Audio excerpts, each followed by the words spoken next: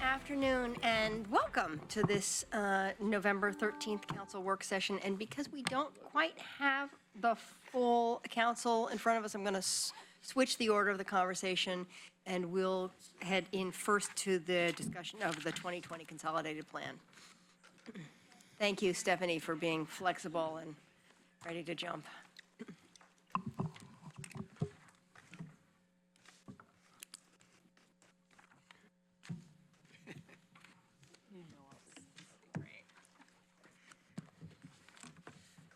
Surprise me. So, yes. Good afternoon, Mayor and Council. My name is Stephanie Jennings, and I manage the Federal Grants Program and Housing Opportunity Programs here at the City of Eugene. I was reflecting a little bit on the time that I've been at the city. I've been here 14 years, so this will be the third consolidated planning process that I've managed for the city. And so today what we're going to do is we're going to review the presentation and make sure we leave plenty of time for your questions and comments. It is information only today, but of course any comments, questions that you have, I will definitely be incorporating those into the process and the recommendations that will be coming back to you at the next work session. Okay. So we will be talking about the Consolidated Plan purpose and requirements. The two major programs that are affected by this is the city's CDBG program and Home Investment Partnership Program. I'll tell you a little bit more about those programs. We will review the 2015 Consolidated Plan priorities and outcomes and discuss next steps for completing the 2020 Consolidated Planning process. So the first question, and I often get asked this, is what is a consolidated plan? And the word consolidated is actually fairly intentional because you're actually bringing together a lot of different plans and resources and studies and information through this process. So the Consolidated Plan is a required process in order for us to receive our CDBG and home funds. HUD requires us to do this process every 5 years. And I like to think of it as setting the menu for what you would like to use your CDBG and home funds for over the next 5 years. It doesn't actually have dollars attached to it. That comes through the action planning process because when we do the consolidated plan, we don't know how much money we're going to receive because that money is set by congressional appropriations on an annual basis, and those do fluctuate. We do receive funds based on a formula allocation. We estimate the two jurisdictions will receive about $14 million in funds over the next 5 years. This is simply based on what we've received in the past 5 years. And this includes both Eugene CDBG, Springfield CDBG, and then home consortium funds, which we receive as a consortium and split with Springfield, 76% Eugene, 24% for Springfield, which is based on the allocation we would receive if we were receiving homes separately. The current plan does expire on June 30th. Oops, sorry. And the next plan is due May 15th, 2020, to take effect on July 1st. The scope of the plan is limited to eligible uses of CDBG and home funds, including affordable housing, human services, nonprofit capital facilities, job creation activities, and improvements to low-income neighborhoods.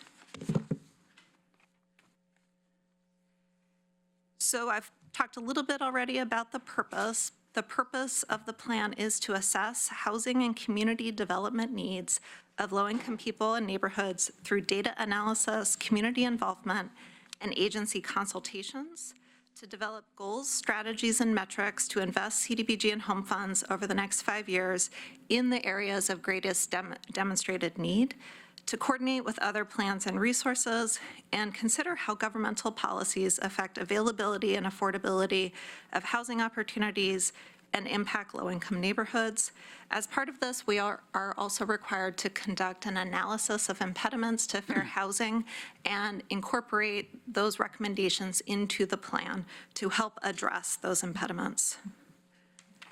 This provides a visual of the planning and allocation process and then on to the implementation and reporting. Again, the con plan approved and adopted once every 5 years, and then each year we come back to council with the proposed action plan allocation. Then after that, we go through the process of selecting projects and reporting on our progress through the Consolidated Annual Performance and Evaluation Report. So just a little bit of background about the CDBG and home programs. The Federal Community Development Block Grant Program was created in 1974, and the city has been receiving this set of funding ever since.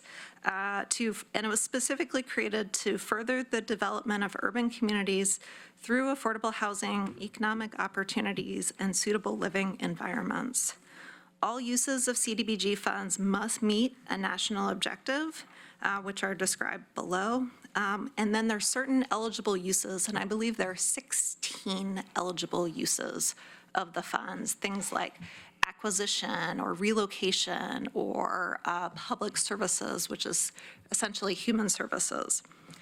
Eugene is one of 17 jurisdictions in the state that receive a direct allocation of funds from HUD. As you're thinking about CDBG, remember that it is a fairly complicated and restrictive program. It has pretty strict expenditure requirements, so we often are thinking about projects that are ready to proceed. Only 15% of the resources can be used for human services, and I've talked a little bit already about the best uses of those funds.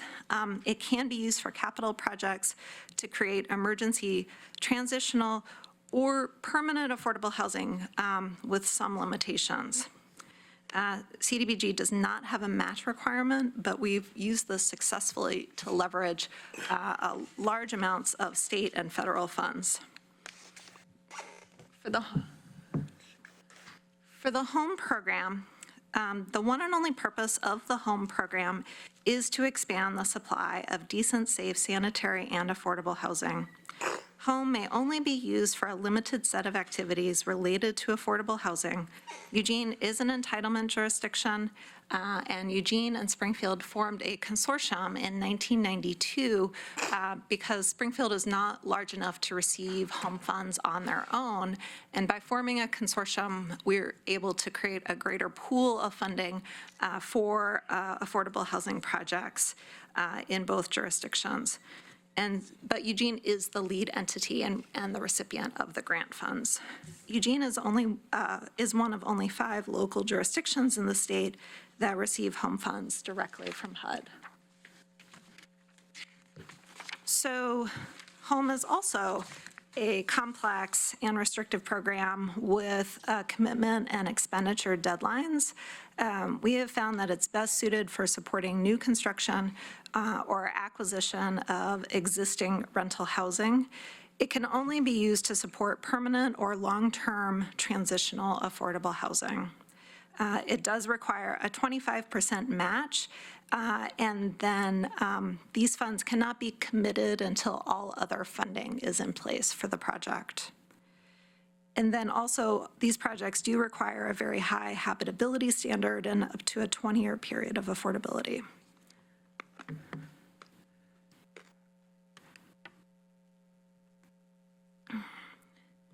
So this graph tells a story.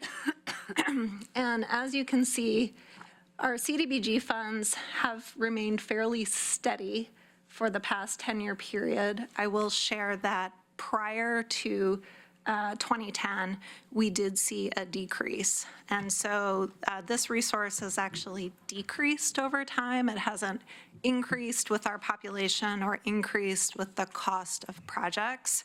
And then for home, we've seen a fairly significant decrease in this resource, and so both during this period and in previous periods. And this has been challenging for us in a number of ways that I'll talk about in a moment. And I will just mention here, the CDBG line here is specifically what Eugene receives. The home line is what we receive as a consortium. So Eugene's portion is 76% of that amount.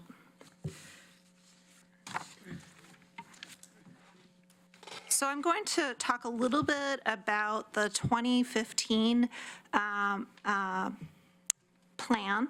And so within each consolidated plan, there are two strategic plans, one for affordable housing and one for community development activities. In the 2015 Affordable Housing Strategic Plan, the Community and Council adopted 4 goals.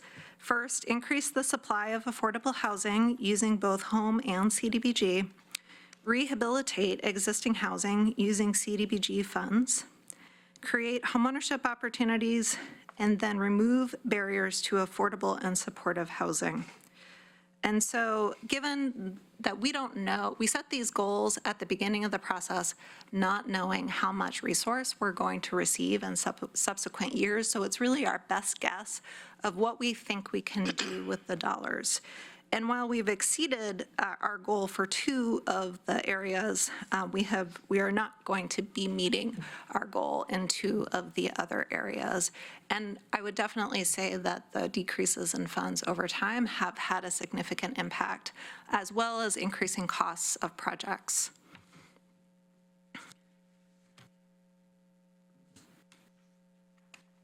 Here are some examples of completed housing developments that have been supported with CDBG and home funds.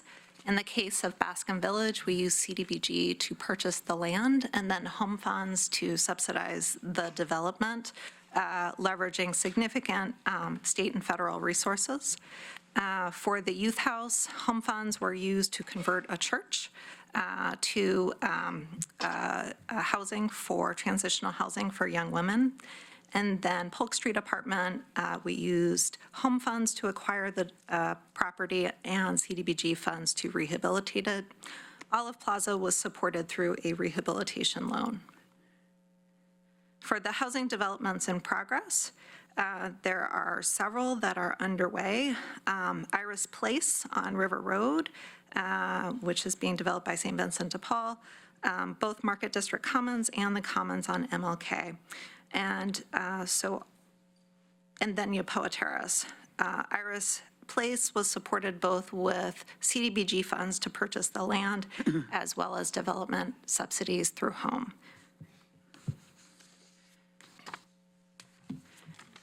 Moving on to the Community Development Strategic Plan, we have made significant progress in all of the areas. I will say that for human service capital facilities, when we set the initial goal of 15 facilities, that was based on the idea of doing very small projects. And with the RFP that we did early in this period, what we saw was a need for larger, more comprehensive projects. So we shifted to doing those projects, which we felt had a better and greater impact on the community. So for these examples, these are examples of supported human service projects. So the Catholic Community Services Eugene Service Center, the rehabilitation of that has just been completed, along with shelter care, homeless recuperation. A couple years ago, we finished another set of remodels to the Eugene Homeless Service Station. And then Food for Lane County is supported through human service operations, but the food boxes they provide are delivered at all of these locations. So there's really a very significant relationship between the operational support as well as the capital facilities. And all of this support really has been focused on homeless and special needs populations in the past 5-year period. Here are some examples of job creation projects. And so these are all supported through the city's revolving business loan program. And so we're not really adding new money, we're just utilizing previously allocated money to the business loan program and the program income it generates to support new loans. And then also micro enterprise training is something that we have funded to provide that specific training. So moving on to the 2020 Consolidated Plan Development process. So I've boiled down the 300-page guide on how to do the consolidated plan to these 6 main steps. And so you really are thinking about assessing your past activity, assessing community needs, market conditions, setting your priority needs, and identify priority needs strategies and determine feasibility, and then set your goals, strategies, and metrics. With each process, we do try to think about what are the big ideas for exploration. And so, and definitely one, these are some that I've been thinking about, but I think this would be an interesting point of discussion for council as well. How do we create a greater focus for use of the funds, given the declining resources and greater regulatory complexity? Creating partnerships to get shared commitment to the goals. Using an asset and financial stability framework for not just helping people exist, but helping them actually move out of poverty. And then also exploring ways to increase our affordable housing production. And of course, we have some new opportunities with supporting affordable housing through the Affordable Housing Trust Fund. In terms of community involvement is encouraged and required at both the needs assessment stage and strategy development and prioritization stage. HUD does require that we include a number of different affected groups, and examples of those are provided here. We achieve that through key informant interviews, surveys, workshops, and public hearings, and we try to incorporate other outreach efforts or other planning efforts that where there's some results that can help inform our outcomes as well, so that we're not reinventing the wheel. I will share that we are planning to release a community survey next week, which is fairly similar to the one that we did 5 years ago to assess interest and people's perspectives on housing and community development issues. Agency consultation and plan coordination is also a significant component of the process. And so we recognize that CDBG and home funds are just a small piece of the resources in the community that can be used, and that we have to think strategically about how best to utilize our limited federal funds in concert with these other resources. So the next steps are to form a consolidated plan advisory committee that will include 1 counselor from each city and 2 community representatives from each city. This body will meet 3 times to review the results of the engagement and data analysis, develop recommended strategies, and hold a public hearing, and make a final recommendation to each city.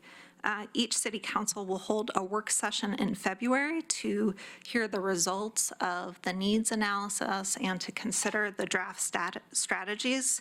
And then with that information, we have to start our action plan for the next fiscal year.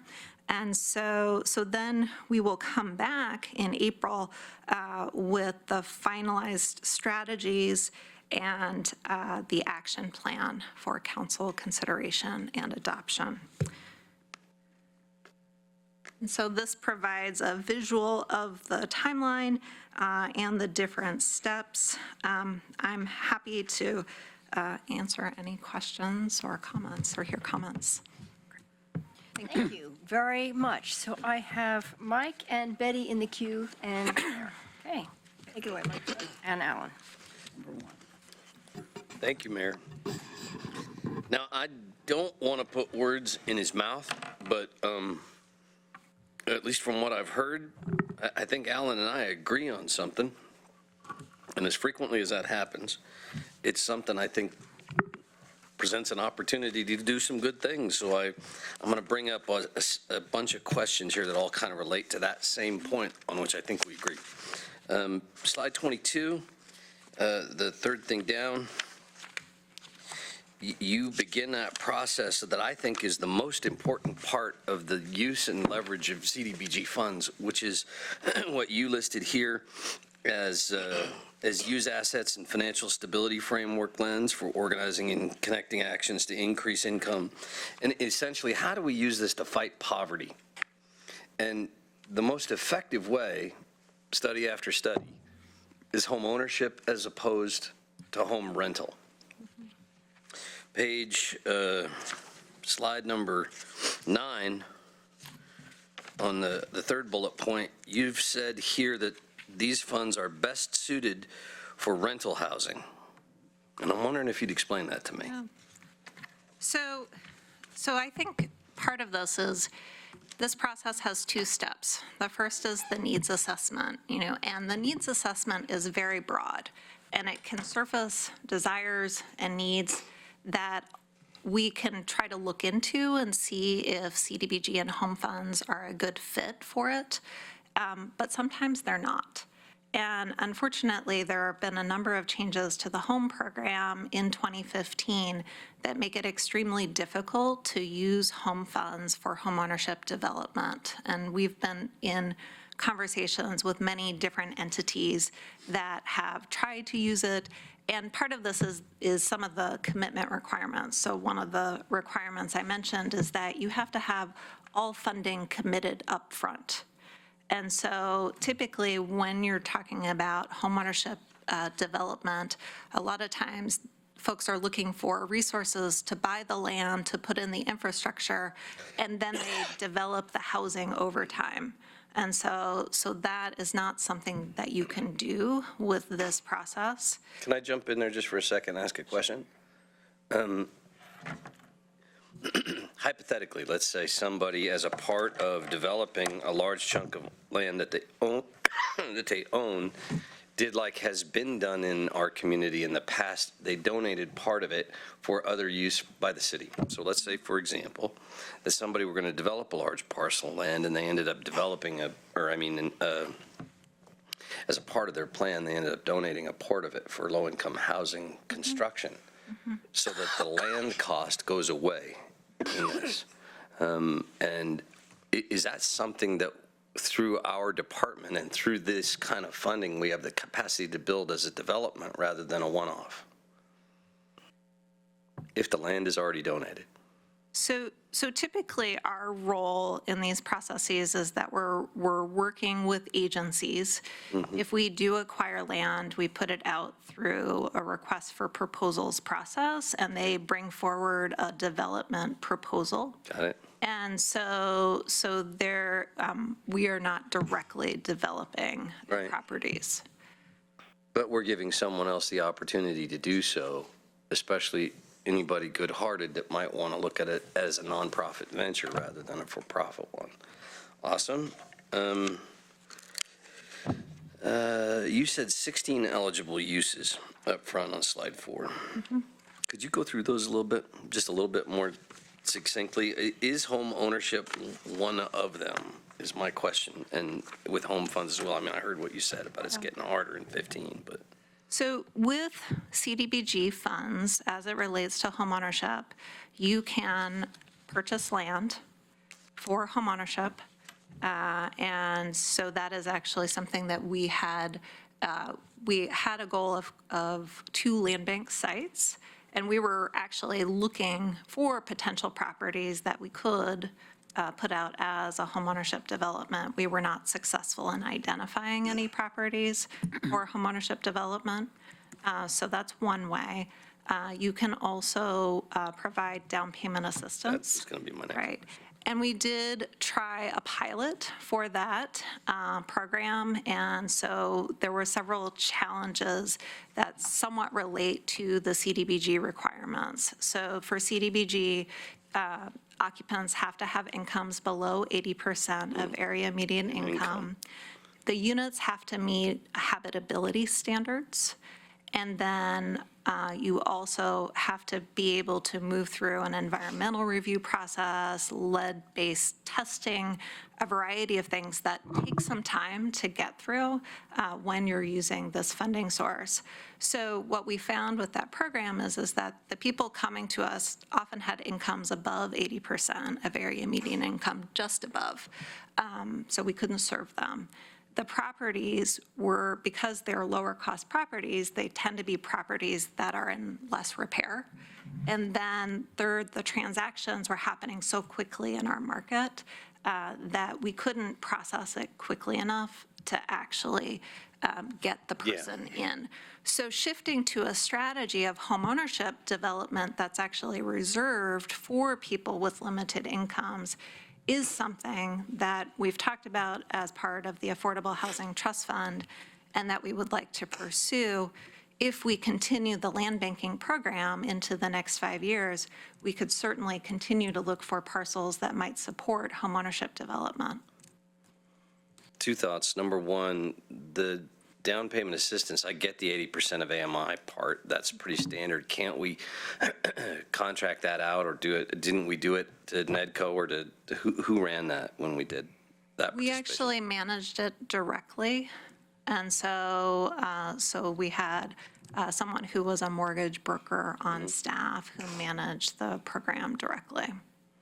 I think that's one of the single best things we could possibly do is expand that massively. Secondly, I think there is an opportunity to develop more, especially smaller housing on land that can be donated, and I'm aware of some of them.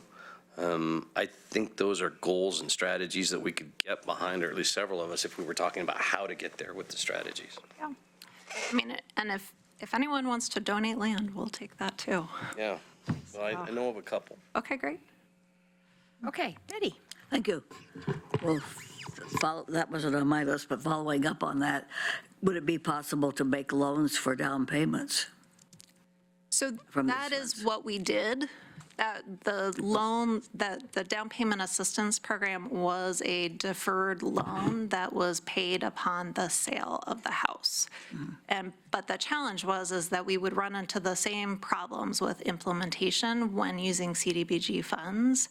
And so this is something that we're looking at using the Affordable Housing Trust Fund dollars to support, because we don't have those limitations that's up to 100% of area median income. I still think the challenge is finding the units in the community, which is why, in order to implement, I think, a robust homeownership development strategy, we need to work with different partners in the community. So we know some partners are working on things like community land trust models or other things that are going to create the kinds of units that are both targeted to lower income people and they'll still need down payment assistance to get into those units, but it really makes the process work a lot better when you know you have a unit that has a high habitability standard and is specifically reserved for the population that you're trying to serve. Well, I ran out of time, so I'll take it. the difficult part for many people is saving enough for a down payment. Yep, absolutely. Especially if they don't have a high income.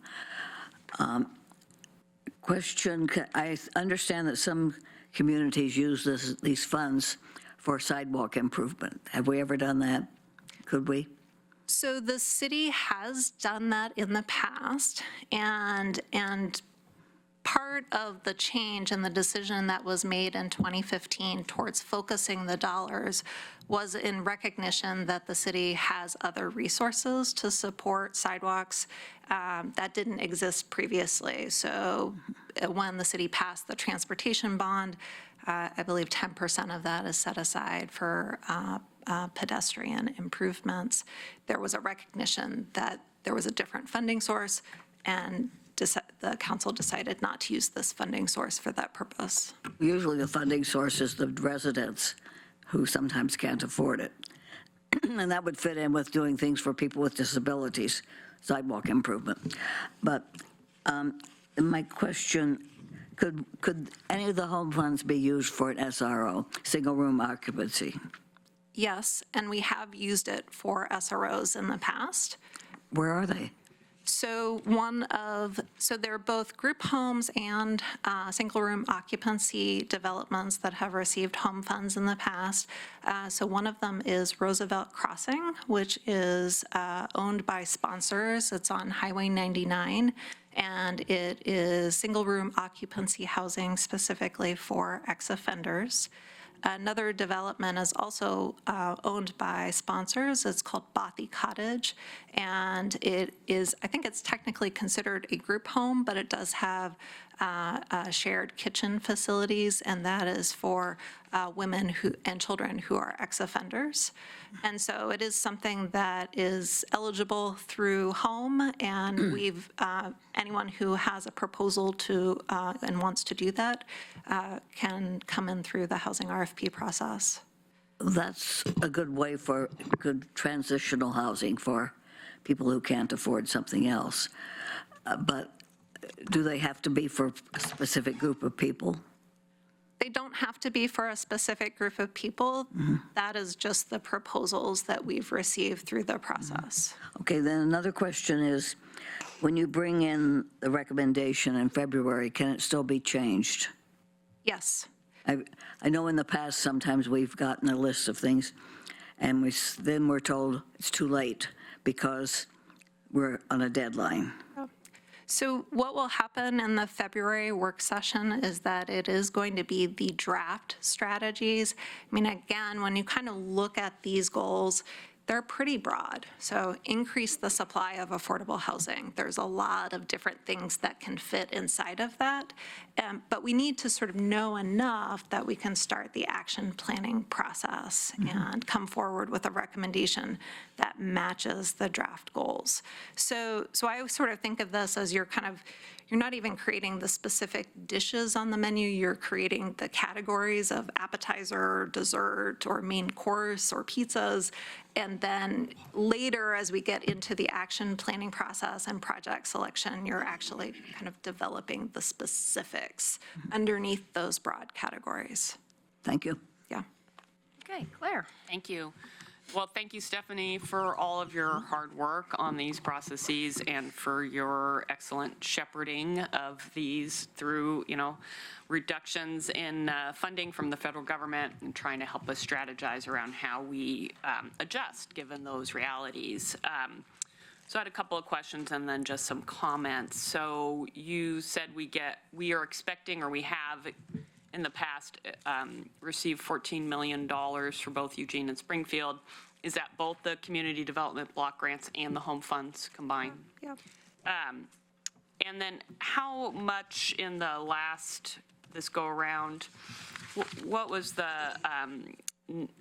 numerical value for the supporting of job creation projects? Do you have that information, or could you send it to us? I can send it to you. So the numbers that you have on the slide is just the new entitlement money grants that we receive. It doesn't include the program income that is generated by the two revolving loan funds. Okay. And so that has varied from year to year, but it can be anywhere from $500,000 to over $1 million that is generated through that revolving loan fund.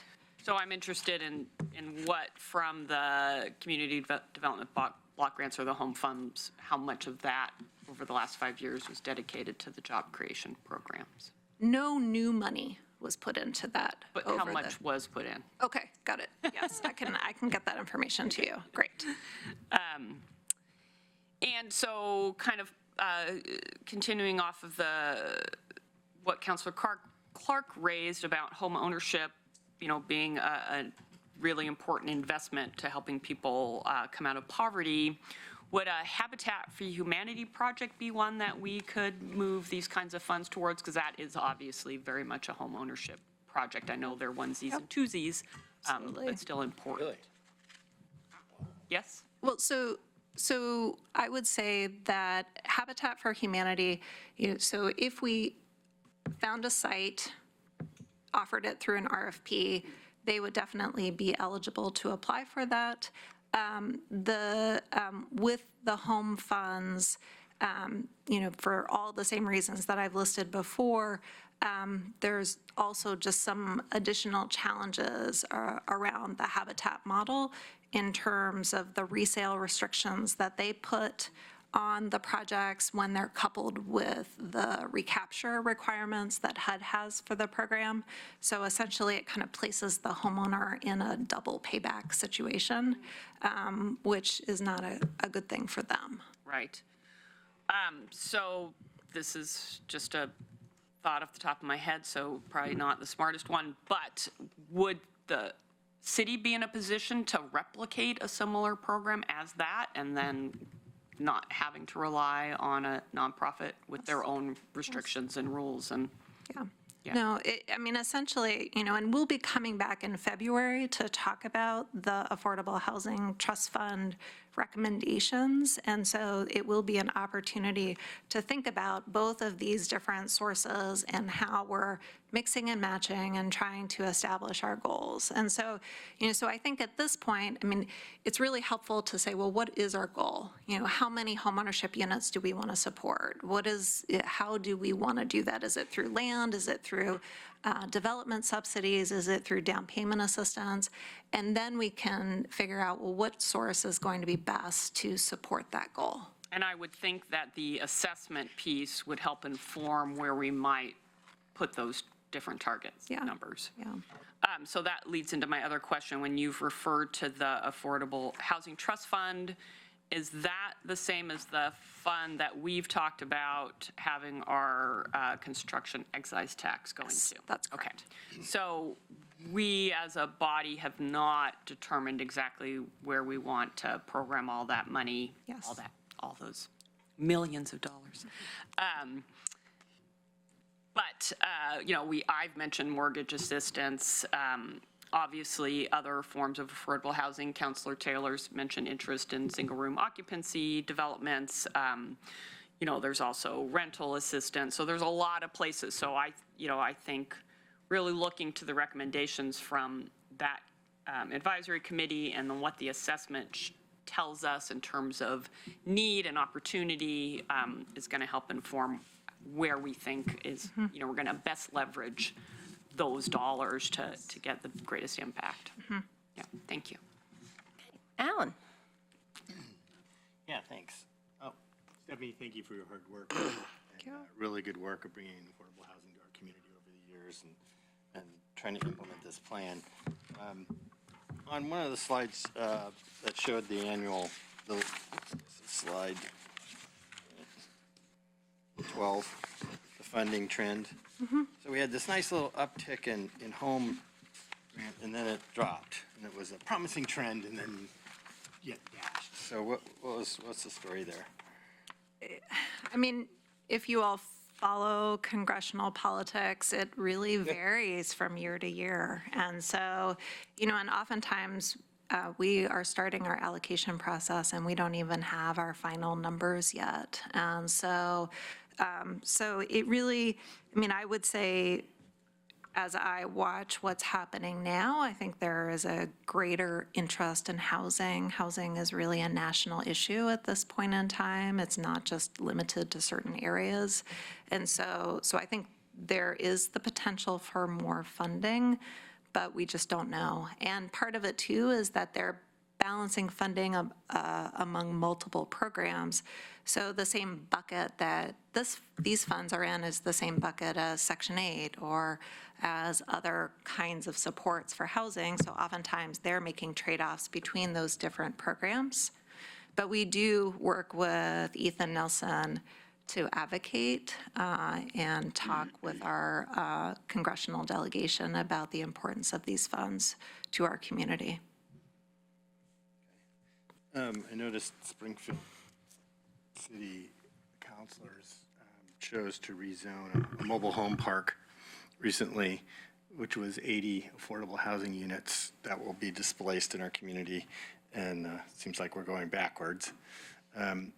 Do they have a makeup plan for that 80 units? And how are you going to incorporate that loss into the 2020 plan moving forward? Are we going to bump up the numbers by 80?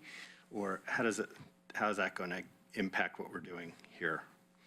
I am not aware of any makeup plan, and as we're looking at needs in the community, it tends to be very broad. So you're looking at the number of units that are available to people at different income levels, and you're often relying upon data that is, data that is through the census, so it's not completely up to date.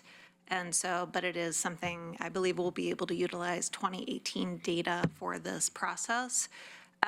We do capture, just changes that are happening, conversion of units, there is a market study element that will incorporate some information.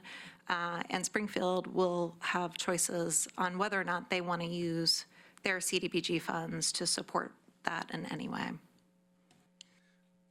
And so in February, you're going to bring back draft strategies for a work session. Is that going to be basically the same as the 2015 plan with just new dates on it, same numbers, or are we going to have different new ideas in there? And is the CET dollars going to be incorporated into this in any way, or is that going to be over here and this is going to be our consolidated plan? So we haven't decided to bring the CET dollars into this planning process. I did think about that, and in part because the uses of funds we have more flexibility with the CET dollars, and then also because this is a Eugene Springfield plan, it felt a little bit awkward to try to bring that into this particular process. But I do think the overall goals can help us to guide both programs, but we can always add additional goals for use of the Affordable Housing Trust Fund dollars. So are the numbers going to be the same? We're just going to change the dates on the plan, or are we going to have new things that are going to be in this? So, I mean, I am definitely open to exploring new ideas and seeing what comes from the consultations and the needs assessment. The sort of challenge with this is that, there are certain things that work really well with using these funds. And so in some ways, we may have a choice of how do you try to sort of figure out how to do a new program and get through the maze of federal regulations to do it? Do you use these dollars to support the things that work?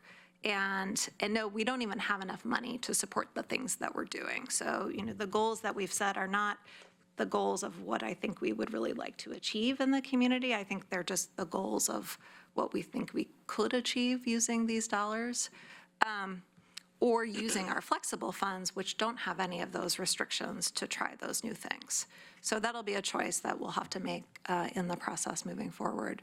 We are working through this process. We do have an external national consultant called the Cloudburst Group that is working with us, and so my hope is that they will bring some new ideas and some adjustments, and some of it might be more in the details. So it might be increase the supply of affordable housing, but underneath of that, we're thinking about certain projects or trying to incorporate new target populations in that work.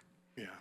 I will point out that when we chose the lower rate of 0.5% instead of going with the 1%, like I was advocating for, that's equal to basically doubling our CDBG money every single year that we left on the table, which could do a lot towards getting us to affordable housing.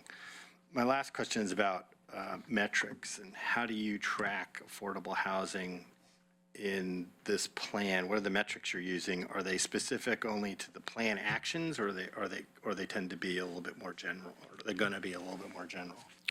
So we only track what projects that received home or CDBG funds.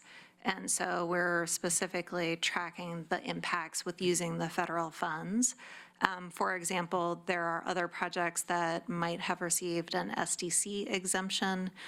We have some homeownership development projects that have received SDC exemptions, but they didn't receive home or CDBG funds, so they're not reflected in these numbers. So the plan's going to have its own metrics to achieve the actions that Yes. are there and the strategies that we'll be bringing back next Yes.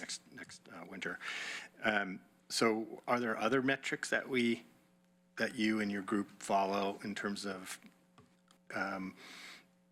seeing how we're doing with regard to affordable housing? And sort of related to that is we had a whole slew of ideas brought up when we were talking about affordable housing last year. And actually, very few of them actually related directly to increasing the number of affordable housing units in our community. But so I'm really interested in trying to track how we're doing in affordable housing units being added to the system. But I don't think we're really tracking that. So we do an inventory every 5 years of the number of affordable housing units that are in the system, and I can get that information to you. And so, and I guess I would differentiate between outputs and outcomes. So, output is the number of additional affordable housing units created in this plan period using home or CDBG funds. And outcome is the overall level of affordability in the community, or what percentage people are paying on average for their housing. And so we do, through this process and through the needs assessment, you are looking at those overall outcomes and comparing those to 5 years ago and trying to understand where the areas of emphasis should be moving forward. We do try to be there are a number of different things that we look at on a project-by-project basis in terms of amount of money spent per unit, cost of units. So there is a lot of information, and Councilor Pryor has participated in those RFP evaluation processes, so he definitely has some sense of the depth and complexity of each project and what we consider. Yeah, I appreciate those, and I really like those project-specific ones, but what I'm getting a sense is we don't track overall how many affordable housing units we are creating. And is this new inventory going to be in this new plan? So the total numbers that are provided on the sheet are through this 5-year period. We have completed 143 homes. This is on slide 14. And 152 are in progress. And so these are the units that have been added. We could definitely look at what has been added through the SDC exemption or tax exemptions that didn't receive home or CDBG funds. And we will look at the overall inventory and compare the overall inventory from 5 years ago to today. So I could definitely bring back that information when we come back in February. All right, I got to interject here. We're over time. I have 2 more counselors for a first round, 1 more counselor wants a second round, and we have another order of business. So I'm just going to ask if shorter answers would be great, shorter questions would be great, because it would be nice to move on to the next topic so we have ample time. All right, so I have Chris and then Greg. Okay, I'll try to summarize it more quickly. This is a program that's really geared towards the low-income people, not workforce housing or whatever. These are low-income people. So you want to build strategies that will recognize what a low-income person can accomplish and can do. And so you're really trying to look for the best bang for the buck. Springfield, in their side of the plan, has emphasized home ownership. It's an important thing to them, but I don't know how many homes they have actually been able to underwrite and buy. Their most recent project has been a affordable housing project behind Fred Meyer, which is 50 some odd units that they're paying for. And so that's the bang for the buck piece. As we saw on the slide, for the money that we spend, we can produce 49 units at 5th Street. We can produce 51 units on MLK. We produce 99 units at Bascom Village. That's where, by leveraging that money, you can provide housing for low-income people relatively quickly and easily. And that's not to say that helping with home ownership is not a good idea. I think having a mix is a great idea, but you want to make sure that the mix produces the best bang for the buck in terms of the outcomes. So I think the consolidated plan is an effort to try to create a mix that represents the best bang for the buck, because remember, these dollars are very restricted. You got to jump through a huge number of hoops to even get this money and to be able to spend this money. And so we don't have, all the flexibility to do with whatever we want to. That's what our Housing Trust Fund will be able to do once it gets up and running. So with this money in this way, to get the best bang for the buck, I think the consolidated plan we put together really does represent the best mix. Okay, thank you. Craig? Yeah, Stephanie, where are the 2 land bank sites located? So the first land bank site that was acquired was the River Road site. Okay. And so which you all awarded that site to St. Vincent de Paul to develop the Iris Place project. So that's one. And then the second one is in progress. And so the site that we have targeted for that is 1059 Willamette, the old LCC building. And so I believe that there was some communication with council related to that. We're still negotiating the option with LCC for that project. Okay, so those are where the 2 land bank sites are. Another really quick question.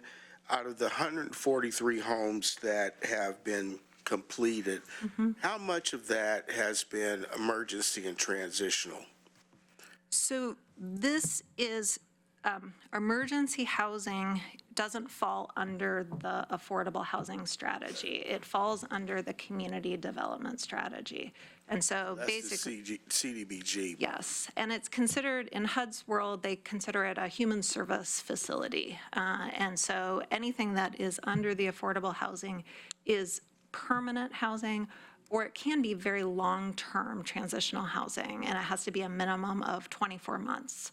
And so for Youth House, for example, is 24-month transitional housing. And so in terms of projects that have been completed that support emergency housing, so the Homeless Medical Recuperation Center is a project that was awarded CDBG funds, and we just did the rehabilitation of it. And so that is something that is directly preserved as a result of a CDBG investment. And then the other project, which we're still working on, is McKay Lodge, which is for youth male ex-offenders who are transitioning from incarceration to stability. So those are the 2 projects that came in through that process. Okay, and last question.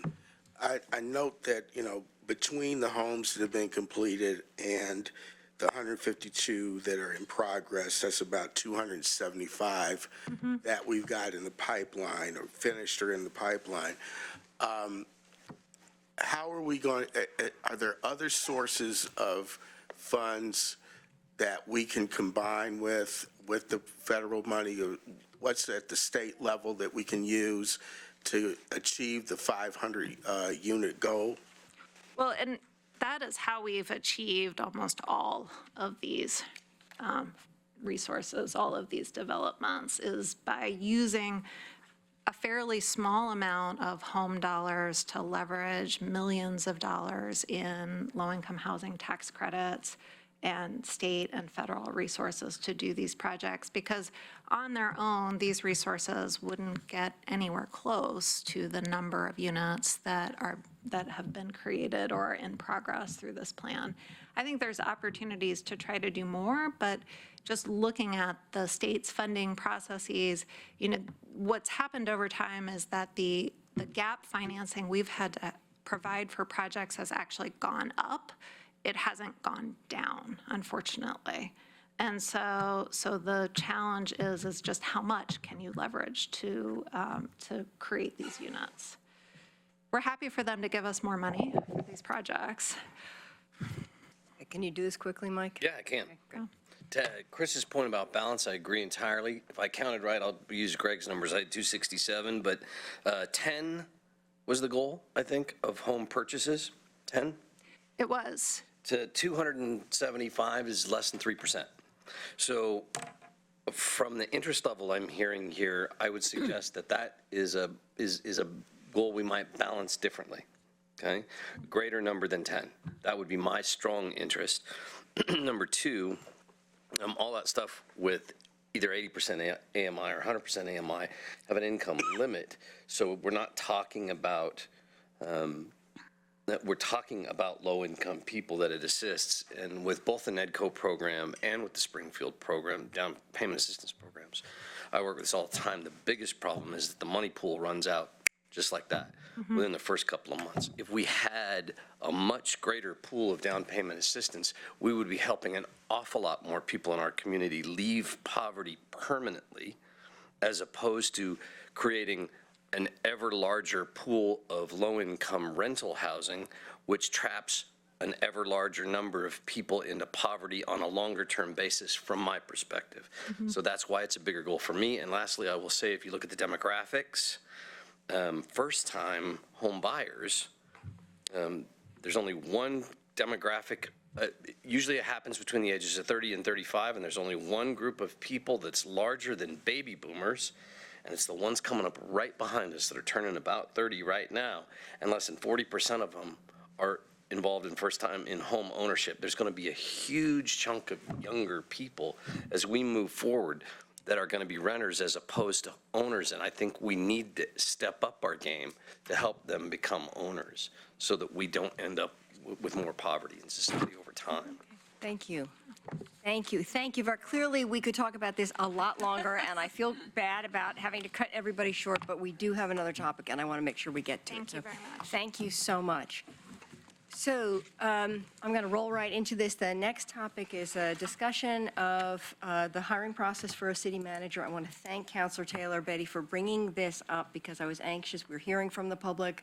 We needed to have an open conversation about how to do this. So thank you for getting it on the agenda.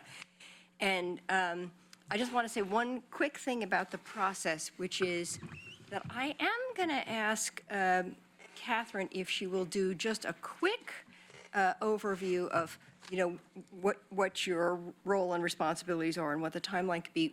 Partly, not that you all need it, but the public should hear it because they're not clear on what that process is. And then secondly, if you want to put a motion forward, just wave at me or say you're going to put a motion, and I will keep a queue for motions and we'll do them at the end. But I want to make sure we get to have a conversation first about what everyone has in mind before we start discussing specific actions. Okay, so you've got a motion, Alan, already in the queue? Okay. All right, so Catherine. Betty and Okay, wait, so wait a second. So all right, I got Catherine. Were you next? I thought I was first. Okay, okay, I've got Betty. I've got Greg was next. that's what I wanted to be in. Alan, I've already got Alan. Okay, I need Mike, and then I need Claire. Okay, got it. All right, quickie. Okay, yes. So just very quickly, I will say it is the council's responsibility and your sole authority to be appointing the city manager. And what that also means is it is 100% your sole decision to decide what process you want to use. And that means that it could be anywhere from what you all decided to do in 2007, which was convene a subcommittee and hire a national recruiter, to a direct appointment, and then a whole bunch of options for all of you within those two bookends. And again, solely the council's responsibility and decision regarding process as well as the appointment decision. A question that's come up a couple of times has been what discussions can occur in executive session. So I just wanted to touch on that real quick. Their state law provides kind of three things have to happen in order for you all to have a discussion in executive session regarding the appointment process and the appointment of a city manager. And those are that the vacancy of the city manager has been posted, that the regularized procedures around the hiring have been adopted by you all, and those standards and policies and all of that would have to, the adoption of that would, and criteria would need to happen in open session, and then that there's been an opportunity for public input into the employment of the city manager. So those three boxes would need to be checked before you can have an executive session discussion on this, which means as of right now, any discussion you want to have regarding the appointment process of the city manager, or any discussion you'd want to have about directly appointing a specific person to the city manager process or city manager position, all needs to happen in open session.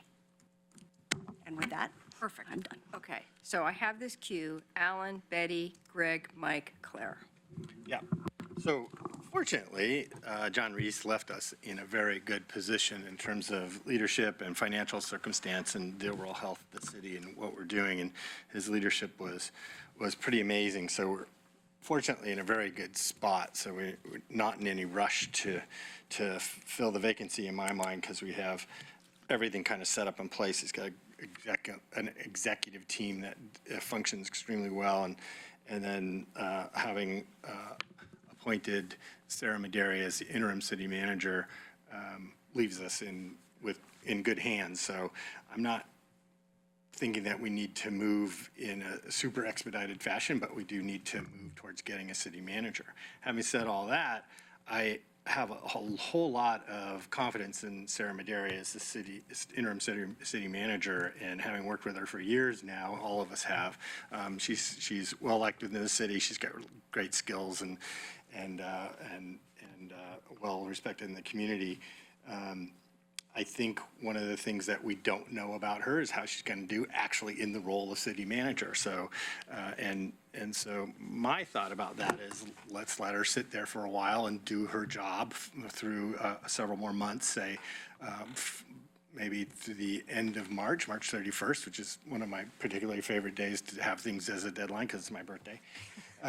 So, and maybe have that be kind of a point at which the council then goes back and looks at whether or not we need to go out for a recruitment on a national basis, or if we're satisfied with Sarah as in the job that she's done as the interim, and then we could have that conversation then.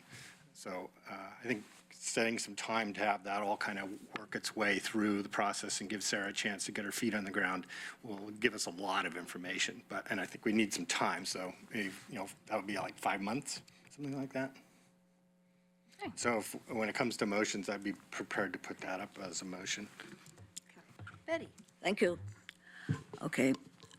I checked the charter, and I also checked with the city attorney to make sure I was reading the charter correctly. It is very clear, and it's very brief also. The council appoints a city manager. There's no requirement for a search or anything else. There's no requirement for time. Then the mayor, as she did, can appoint the interim, the pro tem city manager. And she made a very good choice, I think. Someone who's been with the city for 26 years, who knows the staff, knows the city, has worked with the county government, and also is admired by people in other cities. I was just in Bend at the League of Oregon Cities, and a number of people said you're fortunate to have Sarah Maderi. I think that this is a time when we need some stability. There are a lot of things that are just in the process of happening or not happening. We're in a crisis situation about homelessness and about crime, and pretty close to crisis for parking availability. There are many things going on, and if we did have a new person come in, it would take a long time to learn what Sarah already knows, to learn about the workings of the government, and we'll learn about the city itself. And it's at a time when we're talking about a riverfront development and a city hall someday maybe, and which will exacerbate the parking situation when we get rid of the butterfly lot. I think that it would give, also we have an interim fire chief right now, and according to the charter, the city manager pro tem could not appoint a fire chief. She could not appoint an executive, which would leave things. You could read it if you want to. It's in the charter. She can do everything else, but she can't, without council discussion, that is, and I can imagine what that would lead to. And to save time and save money, it takes a lot of money to do a search, and it takes a lot of time. And I think we have many other things to deal with right now.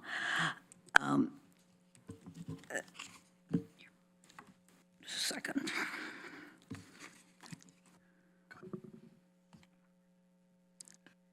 I think it would be, Council has, with all the things we have to decide and that are in process, this is one thing council can decide. We have the authority to do it. And I think it would be wise to do it. It would be, give more stability to the city, and it would stop all the speculation about how we're going to do this thing. And we can always, it's not permanent, even though the word is permanent. In 6 months, we could change our minds if we wanted to. I don't think we would want to, but we could. And so it's not as if we're saying this is a lifetime appointment, if we do it. Thank you. Greg? So I'm going to push back a little bit to both of my colleagues on this. I think Sarah is really great. I enjoyed working with her in her other capacities when she was assistant city manager, public works director, and I forget what else she pinched hit on. But I think we owe it to the public to have an open process, a process where we entertain candidates who are diverse, and that we, are going through a process that will yield us the best candidate possible. Now, that could very well be Sarah, or there's another rock star out there somewhere that we may be able to pick up. But, in terms of keeping faith with the community and the values of the city council, which we articulate all the time about diversity and, building a better community. If we don't do that, we'll be in the same position as, 4J was recently with a board appointment. And I'm going to tell you, there's been a lot of backlash about that. If we jump to appointing Sarah, we could get a lot of backlash and a lot of pushback from communities who have been traditionally excluded from these kinds of processes and these kinds of positions. Okay. Mike? Interesting. I'm interested in the best person available and skilled and suited for the job to have it. I think the citizens of Eugene deserve no less. Much as it pains me to say it, the second issue in the same meeting, I agree with Alan. I agreed to do this, to vote in favor of this discussion topic here with Betty, because I said, yeah, I think Sarah's awesome. I think she's fantastic. I think she'd be a great city manager, and I'd feel entirely comfortable saying, let's just make it permanent right now. The only thing is the stuff I don't know.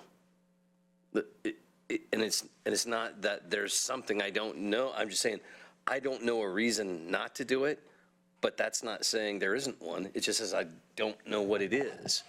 So I didn't know the elegant way to contend with what I don't know other than to go through a process and see everybody else.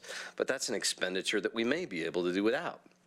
I like Alan's solution that we wait a few months for two reasons. Number one, it gives time for communities to speak to us and give us input about the importance of our process. Number two, Sarah can hear this conversation at the table. She knows how to work YouTube. And, she knows it's kind of hers to lose. I mean, there's kind of that sentiment. So let's see what happens over the next few months with some of the issues that are emergency-based that are important that we need to contend with. I have full faith that she's going to surprise us with something awesome and wonderful work to utilize our talented staff to really address some of this stuff. So I tend to agree with Alan's motion. I think we set aside the question of further process for maybe 3 or 4 months into the first part of the year so that we can hear from people, so that we can see how she does, and then we'll decide, do we need a full-on hiring process, or can we just decide at that time, Sarah's our gal? Okay. Claire? Thank you. Well, I agree quite a lot with what Councilor Taylor had to say, but I am open to the idea that Alan has put forward, a couple of other thoughts. it's not currently clear that Sarah's ready to accept the position on a permanent basis, although as Betty points out, it's not a lifetime appointment, and she could always accept it and decide at some point it doesn't suit her and leave for some other position. I recognize the concerns that Councilor Evans is raising, and I know you're speaking to racial diversity, but I would think an openly gay woman city manager is quite diverse in a lot of circles around the country. Maybe not in Eugene, but I think it does count for diversity in a lot of places. Councilor Taylor mentioned that City Manager Pro Tem is not authorized to hire a permanent, for example, fire chief. So that is concerning. Our fire department and EMS are without permanent leadership right now, and my understanding is that that is putting them in some bit of a challenge. So can you speak to that further, City Attorney? I can, a little bit. It does, that is exactly what the charter provides. It requires the approval of the council. So There's a little loophole. Correct. It says, has all the functions of the mayor, but may appoint or dismiss a department head only with the approval of the council. The other hitching the giddy up when it comes to the fire chief is the, if Pete Kearns is listening, he'd be so happy right now, is that it is a Springfield, Eugene position. Sure. And right now, there is not a permanent city manager in Springfield also. I don't know what their charter says when it comes to Mary Bridget making any appointment. And so happy to, because they're both pro tem, happy to get that information for you. I think that would be helpful. So, you know, I have a great deal of confidence in Sarah, and I understand that city staff does as well. And those two things, you know, not just my personal support of her, but if this council supports her, combined with staff support, I think are very, very important. And for many of the reasons Councilor Taylor articulated, I do not feel a great sense of urgency to do a national search and go out and search for somebody else who might be great. But I think there's some validity, and so I wouldn't object to supporting Alan's motion. The one thing I'm thinking, though, in terms of timing is, if you're saying right up to March, that is just prior to when we go through a budget cycle. And it seems to me that keeping her in that, if we're going to be considering her performance, that considering her performance through a budget cycle would be very, very beneficial to us and her having a perspective on how that worked. So I'd be interested in that motion if it extended past the adoption of the budget. Chris. Thank you. I also don't feel any great sense of urgency to act right away. I'm assuming most of you have also had a chance to talk to Sarah. I have. And she's not in a rush to be appointed to this position. She, like we, want to make sure that she's a good fit. She wants to make sure she's a good fit. And so I think she wants to have time in the seat to feel like it is a good fit for her. And if we hired her and said, well, we're hiring you, but it might be temporary if we don't like you, so we might kick you out, it's just creating an enormous amount of complication when we could just say, you could be an interim for a while, and then once we all get comfortable, we can then have a process at that point. And I agree, I don't think the process has to be huge and overwhelming.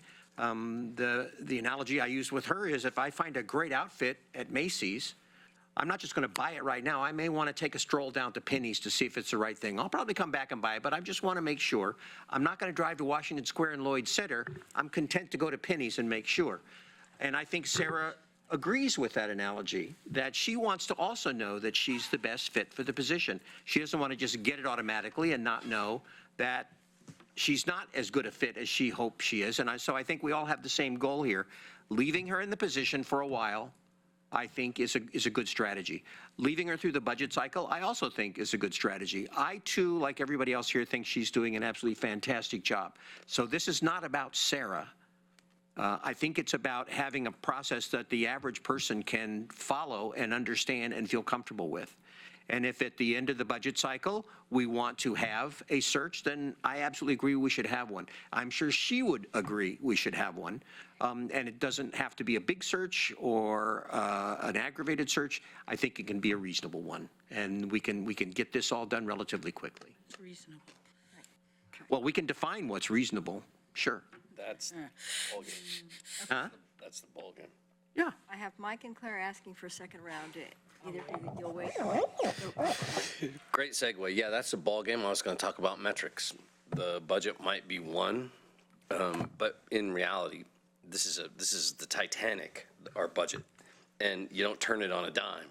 You know, the staff is starting to put that together now. In November is when they start budget. So they've been working on it for a while.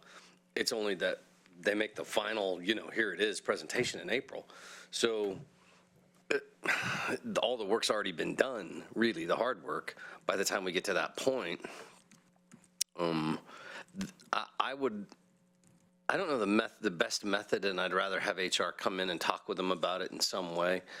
But I think we should have some kind of metrics if we're going to say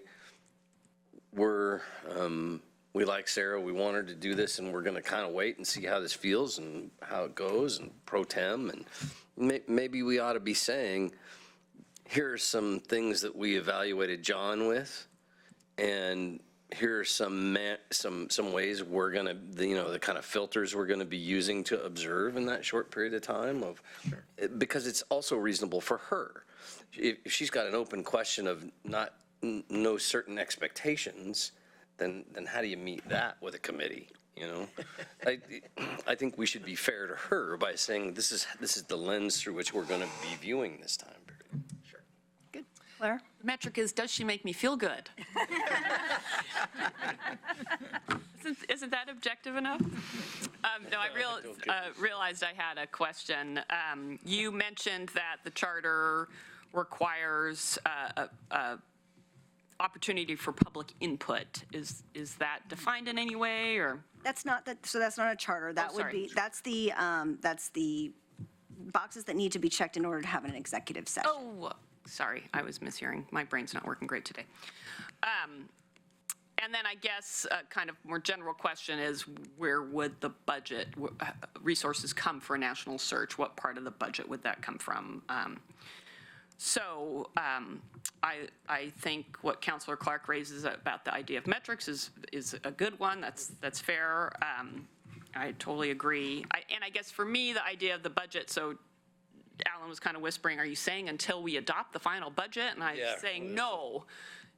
Taking us through the actual budget presentations and the meetings with the budget committee, because for me anyway, in my experience with John, those were some of the times that were most defining in terms of his leadership. Now, he had to take us through some economic crises, and I agree absolutely that I'm not expecting any big, huge changes in terms of what priorities she brings forward, because she's creating a budget based on our priorities, which haven't changed dramatically. But I think how she presents to the budget committee, how the city manager reacts to proposed amendments from the budget committee and offers additional information or recommendations, that's the piece of the budget process that I would be interested in seeing Sarah take us through as part of this kind of test phase. So that's what I had in mind. So that might be through the end of May.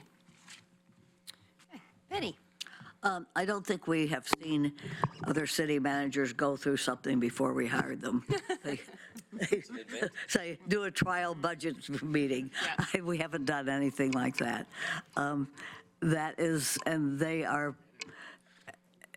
Sarah already knows the things that a new city manager would have to learn about the city and about the organization. She also has worked with the county when we were in the midst of working with the county finally, first thing. And she knows them, and she's the one who worked with them on the land swap deal. She knows the people in Springfield. We have a real head start, and I don't think that we need to, it's like, I was in a coffee shop once when they made it a job applicant bake a cake before they would hire her, which is, but I don't think this is a case where we need to say, where we need to say, show us what you can do, because we have seen what she can do. We've also seen how dependable she is at getting back to people when they have questions and remembering what she promised, which doesn't always happen with everybody. And it's a huge job, and it's a bigger job right now because of the state the city is in, regardless of whether some people think it's in a great state or not. There are some big problems. And it helps a lot to have someone who already knows what's going on. And as someone said something about, see, we could fire you if we wanted to. Well, that's true of everybody.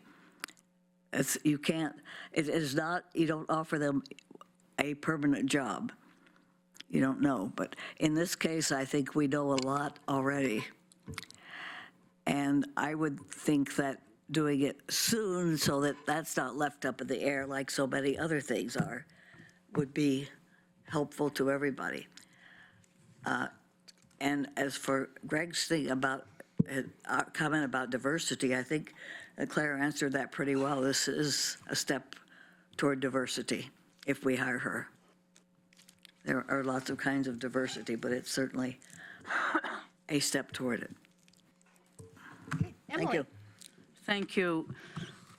I would like to hire Sarah. I can't imagine anybody else who could step into this role with all the projects we have going. And they're at critical moments. And to have a new person trying to figure out all our issues and topics that are in the middle of being worked out, as well as learning all the staff and us, and probably being new to Eugene, I don't think we would be able to get the work we need because we would have to wait so long.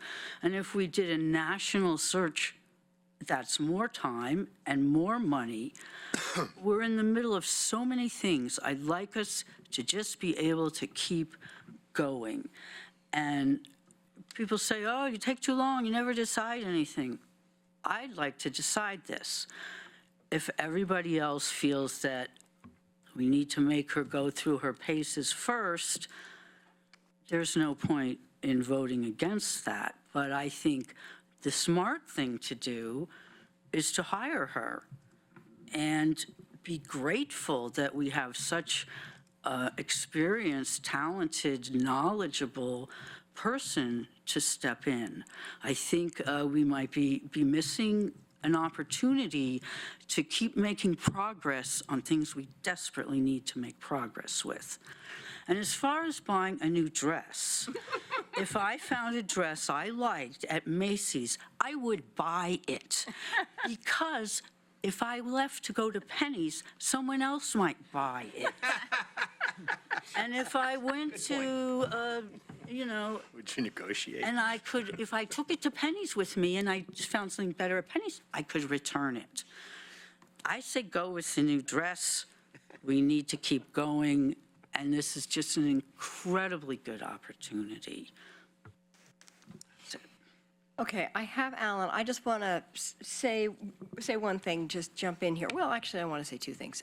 The first thing is it feels clear to me from the sense of the meeting that Sarah has a lot of support around this table, that there's not a lot of momentum or energy around a big, expensive national search. So I think the question has to do more with sort of the timing and the process that you're looking at. And that I would say, to Greg's point, we have some really great tools. It is a good opportunity to give the public, I mean, you all have a chance to really know Sarah and work with her. The people you're hearing from know Sarah and have worked with her. But there is a broader public out there that does not know Sarah and has not had a chance to work with her. And so giving her a little time gives the rest of the public a chance to see her.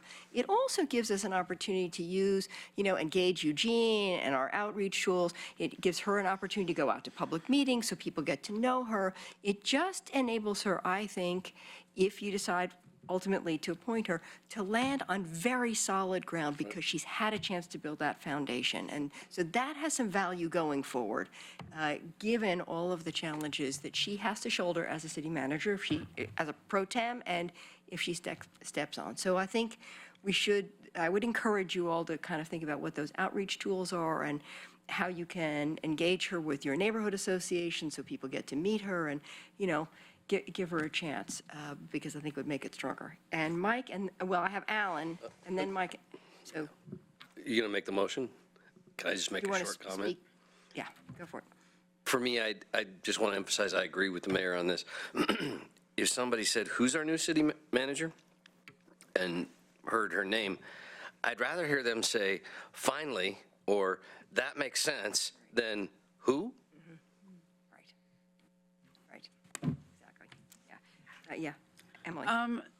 If we have this public input and we get confusion, then what do we do? If we get all these, I want her, I don't want her. She's really working for us, and yes, the whole city. But I'm a little, leery of just opening this up and turning into a huge project. That's actually not what I was suggesting. Okay. Sorry. I was just suggesting that she will do her job, that she will have months to do her job. And in the course of doing her job, she will become more familiar to a broader sector of the public, so people will know who she is. I just think we all have confidence in her capacity to do the job, and we let her kind of strut her stuff for a few months so that people become more familiar with her, who are not tracking things as closely as we are around the table. I just wonder what happens then. with Probably all the good things. public Probably opinion. good things. Yeah, you have to evaluate it like you have to evaluate everything else. I guess the thought for me is, I want to, if we want to hire Sarah at some point in the process, I don't want to hire her regardless of whether she likes it or not. So I'm going to hire you whether you like it or not. And at this point, she wants to get comfortable with the position. That's the impression she's given me. That's the impression I have. And so if we hired her now, it would be a whether you like it or not. Whereas I would rather get to a point where we as partners feel it's the right thing to do at that point. And we can decide what that point is, but I don't think it's right now. I don't think that would be a good idea. Jennifer. Yeah, well, I assume we are offering this position to you, not you must take it. So, I exaggerate to make the point. but that's well taken. I actually have some concerns about the message that we're sending with this outreach. Are we shopping her around? I mean, that's kind of how, so I think I have the same issues that Emily has when she was talking. Like, I don't want the impression that we're kind of thinking of going with Sarah. What do y'all think about that, if that's the message? I mean, if we want to give her time to feel comfortable in the position to decide whether she wants it, I'm fine with that. That's great. Like, that makes 100% sense. But I don't want to send the message of, we're sending her out there to get to know people, let us know what you think, because that, I think, is our responsibility. And she shouldn't be hired by committee I guess I think the messaging of what we do is important to me. I agree, and I just want to clarify, that is not what I intended. What I intended is, she has months to do her job, and in the course of doing her job, she will become more familiar to a broader sector of the public. So if you hire her, then she is more familiar and more known. It just puts her on more solid footing. I kind of feel like if we did offer her the position and she did take it, we could then create opportunities for her to outreach the community. It seems like the other way is kind of backwards to me. But if more people are comfortable with giving more time, I'm also okay with that. I just feel like there seems to be enough consensus. Sorry. I have Betty and then Claire. Okay, she is willing to take the job, I know that. Me too. And we have never before had a trial city manager. I can't imagine saying, you're on trial now, we'll see how you do. If we were bringing somebody in, they wouldn't come on that condition, I'm sure. You've tried out for a few months, and if you're okay, then we'll think about hiring you.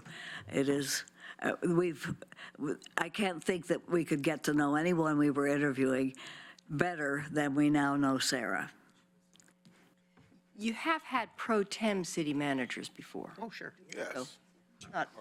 She's not in an unusual position. Angel Jones. Yeah, It's Angel unusual Jones. for someone to have this kind of Oh, Angel. experience. Yeah. Angel was the most recent. She was pro tem for the position that John ultimately took. And she was a part of actually the, Linda Norris, she was. Linda Norris was pro tem, Jim Carlson was pro tem. Yeah. I think Jim Johnson was pro tem. There, The planning director, what's her name? Went up to Mount Angel, didn't she? Susan Muir, no. Okay. It's not, it's happened before. Okay, I have Claire. Yeah, just real quick, I guess when I met with Sarah, which was about 2 weeks ago, she did, and I told her, I'm ready to offer you the position if I get a majority council to agree. She said she was still in kind of the, I'd like to try this on for size mode. So you guys might have more current information.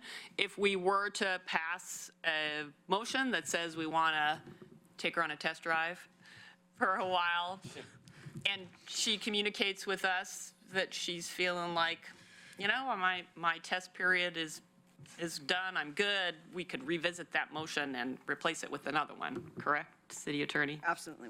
We can contravene our own motion, so we're not locking ourselves into something. And then I think what the mayor was just trying to say, and I think my idea of like the budget cycle is an important kind of public forum for a city manager. She doesn't need to pass any tests for me, I mean, that's for sure. But if that's kind of how we're thinking about this for the benefit of the public, that's an opportunity for the public, particularly those members of the public who engage in the budget process, who don't necessarily engage at other times of the year, to really see her leadership. And that's what I would be having in mind, so. Okay, Mike, one more, and then we'll. I asked her last week, I said, so you want the gig? And she said, yeah.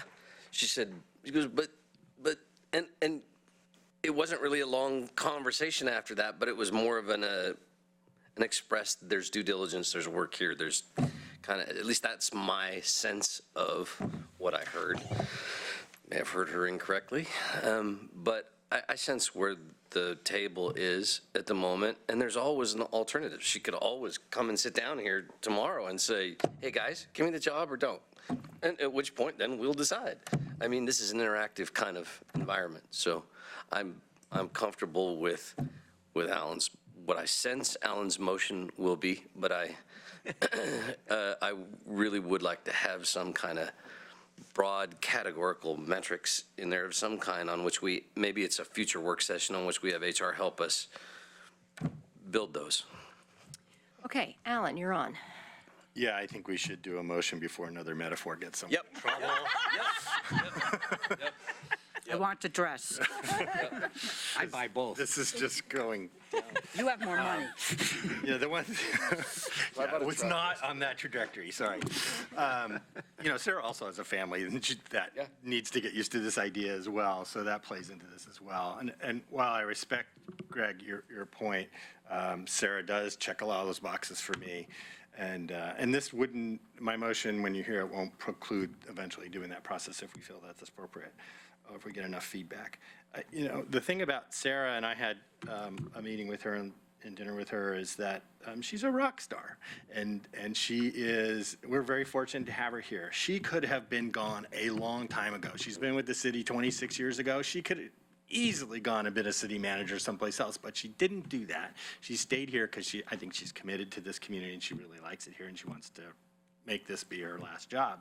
So I think waiting allows her some time, but also us some time to evaluate her performance as city manager, not as assistant city manager, not as the planning and development director, not as the public works director, but as the city manager, which she hasn't had that role. So I agree with Claire that going through a budget cycle, even though it blows up my idea of having the deadline be on my birthday, I think moving that after the budget process is a good idea. So I move to wait and hold a work session shortly after the completion of the 2020 Budget Committee process to further discuss the city manager appointment process, including the potential appointing city manager to Sarah Maderi to the city manager position. Second. You have a comment? Nothing in there is talking about what it is we're looking at in any formal way or informal way. Metrics. You can add a friend. I just assumed you would do that. I thought you would write it for me, so I didn't have to. Yeah, I All didn't know how to write it. So. I would wonder if you would accept a friendly and to hold a further work session within, I I don't know if we have it before Probably not before break. December break. Probably not, but If we can schedule one before December break to discuss the broad categories that we will be using to evaluate our next permanent city manager. Or as soon as possible. Right. Accept that as friendly. Yes, I accept it. Did you get all that? I'm looking at the calendar to see if we could fit you in. YouTube. I'm wondering about the date of this, when is the budget? Are we talking about July? Then we would come back to it? I said the 2020 Budget Committee process, so that's usually the end of May. It would be May 19th, I hear from, May 19th roughly, so we don't know the exact date. So that's when the city Budget Committee makes its decision every year at the end of May, so it'll be shortly after that. As an aside, there is a primary in May, and It's after that. so that would be, just want to know. so just, Mia's yelling from the audience. It's actually April, is that correct? End of April is actually where it's tentatively. I'm fine with that. This year? Yeah. So it's earlier. I'm So better it's- with that. Okay. Earlier? Okay. Well, I didn't put a date in there because we don't know. Yeah. I just said shortly after the completion of the 2020 Budget Committee process. So And then do we have language for this complicated metrics question? we don't. And so You're not going to make me repeat this, right? it's more for our colleagues in the city recorder's How about- office. Didn't even extend. And schedule a work session as soon as possible to discuss evaluation metrics. So, For the next permanent city manager, that way it's. and so, can I just have a point of clarification?